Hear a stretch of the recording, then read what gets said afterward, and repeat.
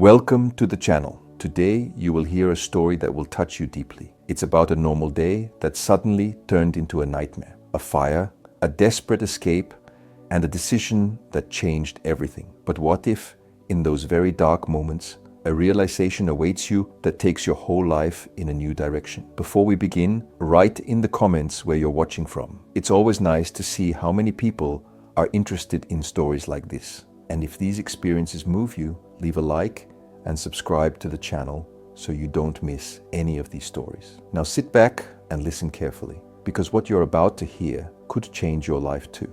It was one of those days where everything started out normal but later turned into a nightmare. I got up at 6 a.m., drank my coffee quickly, and got dressed for work. The sky outside was clear and cloudless, but the air was oppressive and warm. Florida, after all. I knew the day was going to be hot, like almost every day in the summer here.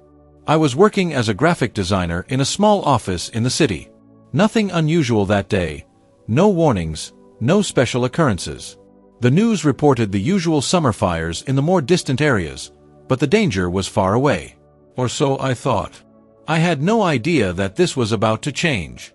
I was busy working on a new project when my phone suddenly received a message. A friend sent me a video showing the flames raging on the outskirts of the city. The fire department had ordered the evacuation in the western part of the city, near the area where I lived.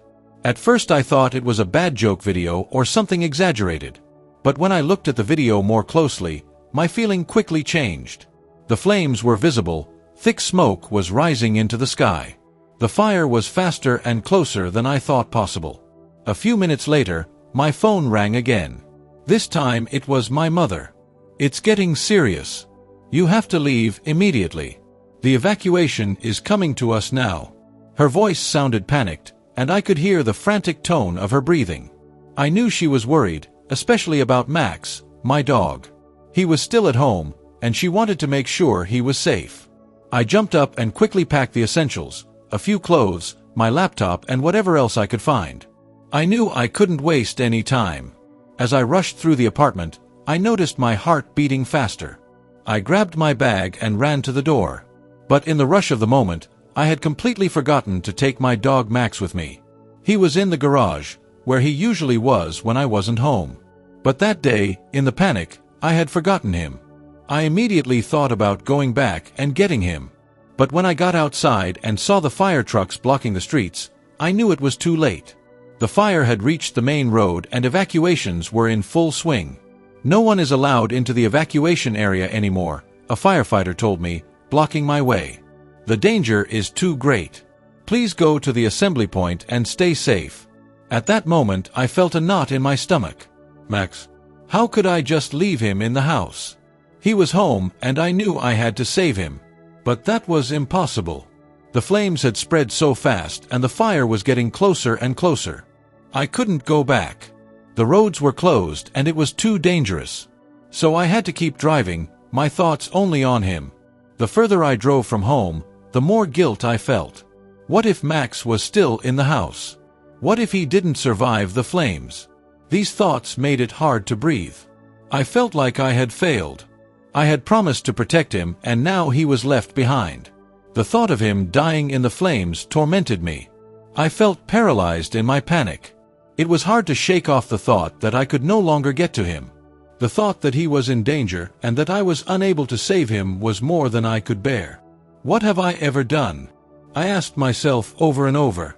But it was too late. The fire was burning, and I no longer had control. The streets were full of other people who were also being evacuated, but it felt like they were all in a different world. They seemed to be focused on what was in front of them, while I was trapped in my own world of thoughts. No one could understand what I was going through. I kept driving, trying to regain control of my thoughts, but it was like everything I had done just disappeared into a giant void. As I pulled into a parking lot, I stopped and sat down. My mind was blank, but at the same time, thoughts were flooding in. I knew there was nothing I could do. That was the scariest part of the whole situation. There was nothing I could do to undo it. I just sat there, completely overwhelmed, staring at my phone. I tried to cope with the situation, but the pain and guilt that was tormenting me seemed to outweigh everything. I finally called my friend Mark. When he picked up the phone, I could hear the concern in his voice. "You have to get out. The evacuation is underway. You have to act fast." I wanted to tell him I knew, but I could barely speak. The thought of Max, the idea that he might die in the flames, paralyzed me. But I tried to stay calm and explain to him what had happened. But the answer I gave myself was the only one I knew. "I'm sorry, Mark. I forgot him. I couldn't take him with me." At that moment, I knew that no matter what happened, I would never live like that again. I would have to live with that guilt and that fear. And it felt like the fire was not only destroying the house and the life I had built, but also me. I continued driving, feeling empty and with a huge hole in my heart. But little did I know that what would seem to be the biggest crisis of my life was also the beginning of something that would change me deeply, something that would make me see things very differently. The hours passed in slow motion. I drove aimlessly through the streets of Florida, the hot wind blowing through the open window, bringing me no comfort. The sun burned relentlessly, as if the world itself was punishing me for what I had done. But it wasn't the sun that made me burn, it was the guilt. That damned guilt that crushed me like an invisible weight. I knew I had left Max behind, and the feeling of knowing he was in a burning house was tormenting me more than I ever thought possible. I tried to distract myself, turning on the radio, reaching for my phone, but all I could hear was the sound of the wind and the groans in my head. What have I done? That question kept echoing inside me, unable to find an answer. Every time I tried, the question only got louder, until it was almost driving me crazy. I knew there was nothing I could do to change the situation. It was too late to go back.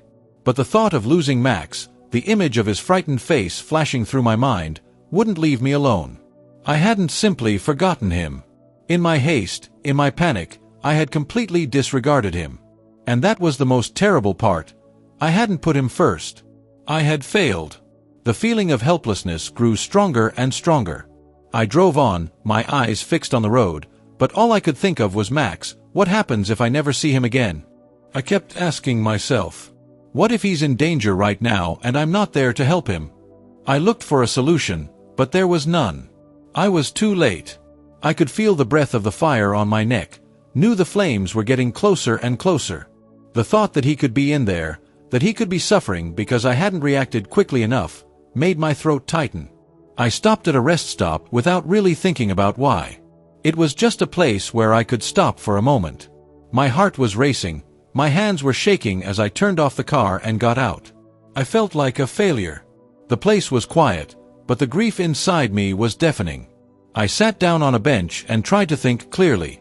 But all I heard was the roar of the flames in my head, the image of Max waiting anxiously for me.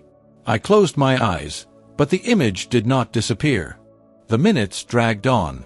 What could I have done? Would it have been better to just go back without thinking and risk crossing the road again to save him? But deep down I knew that it wasn't just the roadblocks that were stopping me. It was the fear that I might never see him again. Maybe he was already. I opened my eyes, and for a moment everything seemed to be quiet. It was as if the world around me stopped for a moment. But then there was a knock on my window. It was Mark, coming over to me. "You have to go now, Lucas," he said calmly but firmly. "We have to face the situation." I shook my head, trying to clear my mind, but the sadness came over me again. "I can't, Mark," I gasped. "I can't just pretend everything is okay. Max is. I left him behind. What if I lose him?" Mark sat down next to me, and his words were calm and full of compassion. "Listen to me, Lucas. You did your best. There was nothing you could do that would help you now. But what you can do is move on. You have to think about the next step now. There's no point in torturing yourself here." But in that moment, I couldn't stop feeling the guilt. How could I stop tormenting myself over what I had caused? Max was a part of me. I had treated him almost like a child. And now he was there, somewhere, in danger. I knew I should have done everything I could to save him, but instead I had allowed fear and chaos to take over. I took a deep breath and tried to sort out my thoughts. But it was hard. Mark continued to reassure me, but I couldn't concentrate on him. The images of Max waiting, the flames spreading further and further, they wouldn't leave me alone. "You can't change it now, Lucas," Mark finally said. You can't always blame yourself for everything. You did what you could. What you have to do now is have faith. Maybe there's more than you see." His words made me pause for a moment. It was as if he was extending a piece of hope into my despair, but the darkness that overwhelmed me would not go away. How can I have faith when I don't know if he's safe? I thought. But then I remembered something Mark had said over and over again. Faith isn't just for the times when you have it easy. It's also for the moments when you no longer have control. It was as if those words lit a spark inside me. I had to learn to have faith in the plan, even if I didn't understand it. In that moment, it was the only thing I could do. Maybe it was the only way to get through this nightmare. I tried to fight the urge to run back, to try the impossible. Instead, I felt a tiny sense of relief inside me. Maybe, just maybe, I could save Max, but I needed to have more faith in what was to come. The hours passed agonizingly slowly. I was still sitting on that bench, my thoughts a whirlwind of guilt and worry. Mark had meanwhile retreated to check on the others, but I couldn't move. It was as if my body was here, but my mind was somewhere far away, trapped in an endless cycle of doubt. Max, my dog, he had always been there, through the good times and the bad. He was more than just a pet to me. He was like a part of my family, my companion, my confidant. And now that he was in a burning house and I couldn't do anything, it felt like I had lost everything. The sun was slowly setting, but I was barely aware of my surroundings. The colors of the sky, the sounds of the people around me, they no longer existed. The only question inside me was, what if it's too late? I leaned against the cold bench and closed my eyes for a moment, just to escape the pain a little. And then something happened that I hadn't expected. It started with a small, almost imperceptible pull in my chest, as if something inside me was slowly waking up. In that moment I felt a presence, a warmth that calmed me from within. It was so deep and so different that for a moment I almost thought I had imagined it all. But the warmth remained. I felt as if I was being enveloped by something all-encompassing. And then I heard a voice. Not loud, not in my ear, but deep inside me. It was a voice that was calm and yet full of love and strength. "Lucas, you are not alone." I woke up with a start, opened my eyes and looked around. But there was no one there. Just the trees and the wind, the soft sound of distant conversations and the sound of the fire burning in the background. But I knew I sensed something else, something far beyond what I could perceive with my physical senses. "Max," I whispered, as if the words were being broadcast into the room in the hope that they would reach someone. "Max is safe. Trust me," the voice said again. It was the same voice I had heard before, but now it was clearer.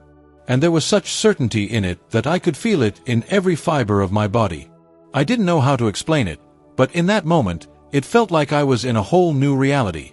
Part of me wanted to scream, to challenge the voice, to ask how it could say such a thing to me. But the other part of me, the one that stopped fighting what it didn't understand, just accepted the words. I didn't know why, but I felt those words were true. Max was safe. It was more than just a glimmer of hope. It was an inner certainty that took root deep in my heart. In the silence around me, the darkness slowly began to change. The twilight was still there, but it no longer felt as threatening. Instead, it was permeated by a quiet presence that calmed me. I could feel the pressure in my chest easing, the heavy burden that had been with me all day falling away from me.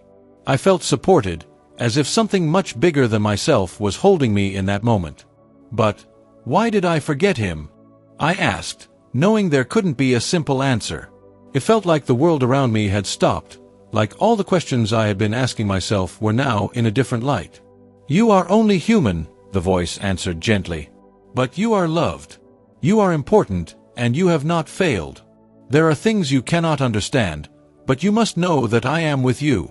Those words flowed through me like a stream of light and warmth. For the moment, there was no more fear, no more doubt, just the feeling that I was being held. The voice continued, as if guiding me through the pain and confusion. "Sometimes you just have to trust. Not in your own abilities or your control, but in what is bigger than you. Trust is the path that leads you. You cannot understand everything, but you must know that you are never alone." I sat there, completely overwhelmed, unable to do anything but listen and feel. For the first moment in that day of despair, I felt as if everything inside me had settled down. I knew I was no longer able to change anything, but I also felt that it was now okay to let go. Time seemed to stand still in that moment.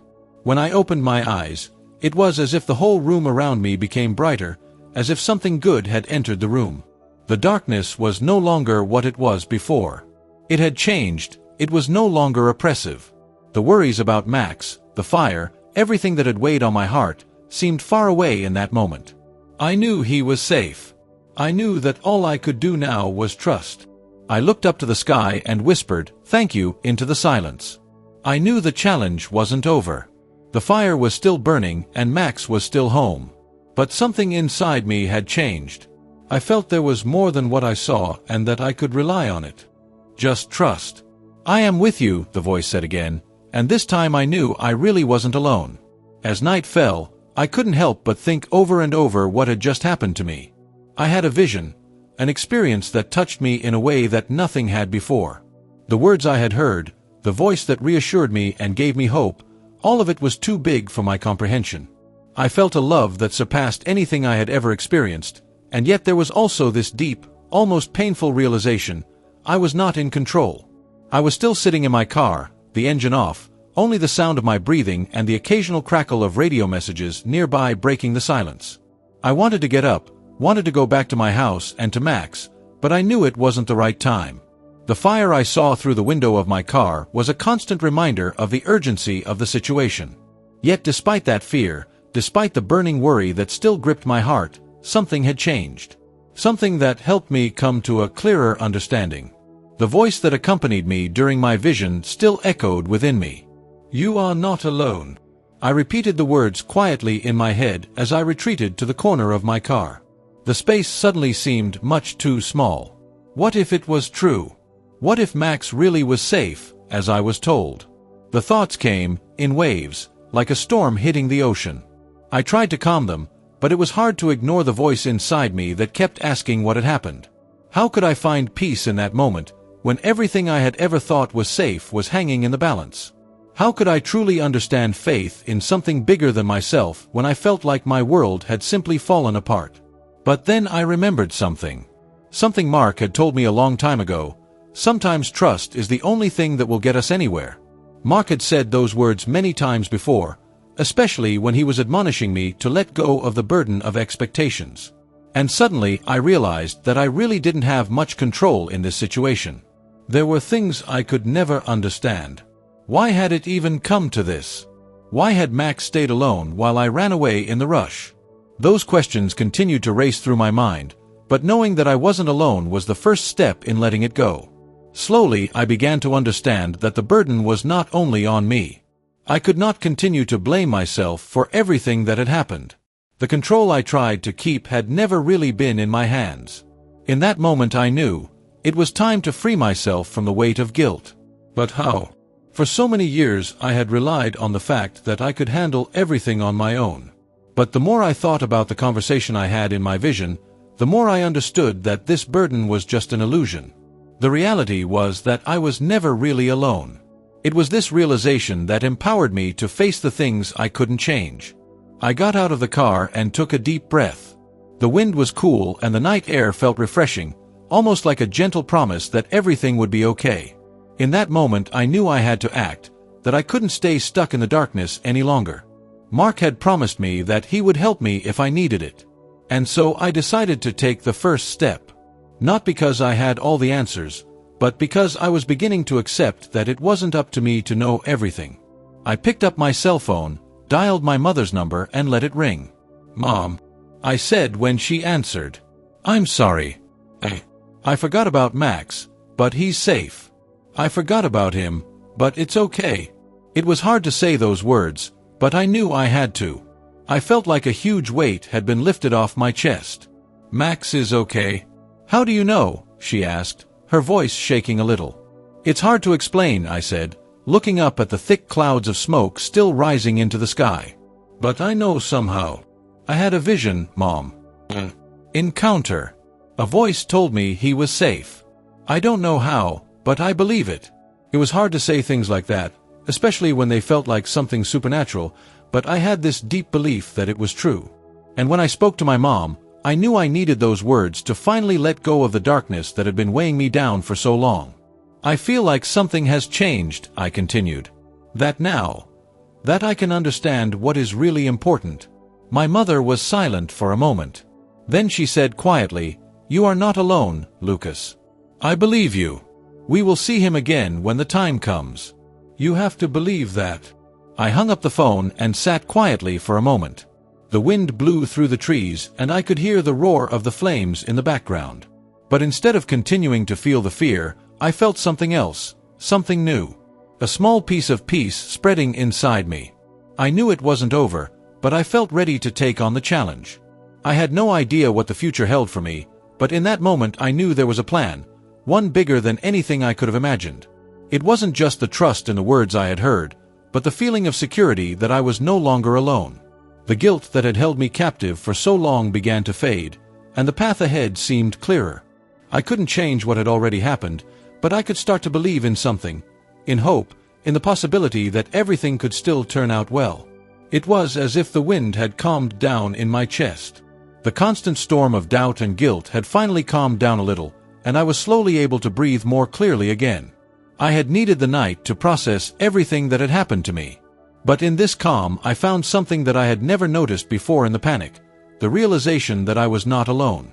The images of Max sitting in the garage, the flames getting closer and closer, and the feeling of utter powerlessness, none of it seemed as overwhelming as it had before.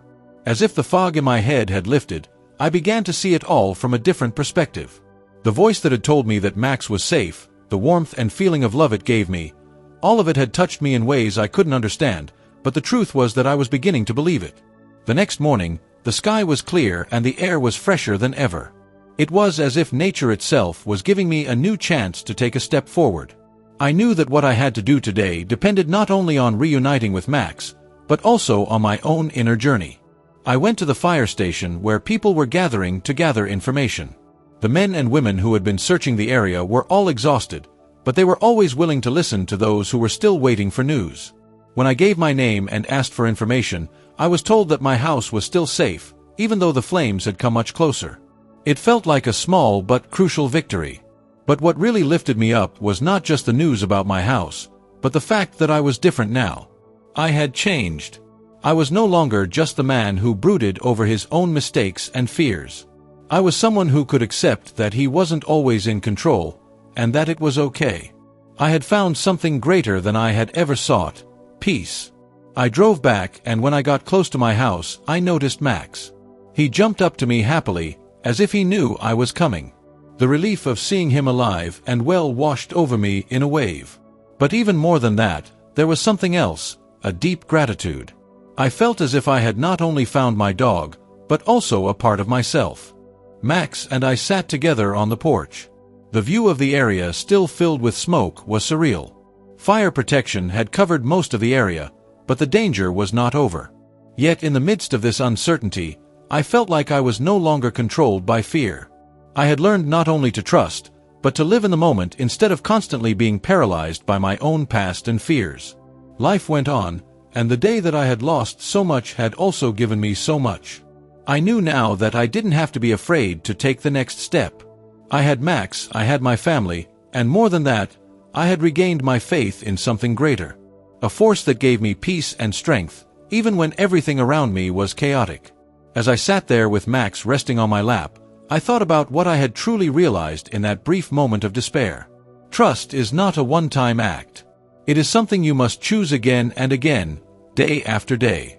Even when it is uncertain, even when it is painful, trust can be the only force that keeps you on your feet in the midst of the stormiest of times. I began to pray, not out of obligation or compulsion, but out of deep gratitude and the realization that everything that had happened to me was not in vain. "Thank you," I whispered, "for Max, for the moment, for the faith I have found. I don't know what is coming, but I trust." And in that moment, with the sky above me clear and wide, I knew that this moment had changed my life forever. It wasn't just a moment of crisis. It was a turning point. I was no longer the man who let fears and doubts hold me back. I was someone who moved forward with confidence in the next step, no matter how uncertain it might be. The path ahead of me was not clear, But I knew I didn't have to walk it alone. I had found a new path, one that was not guided by my fear, but by my faith and trust.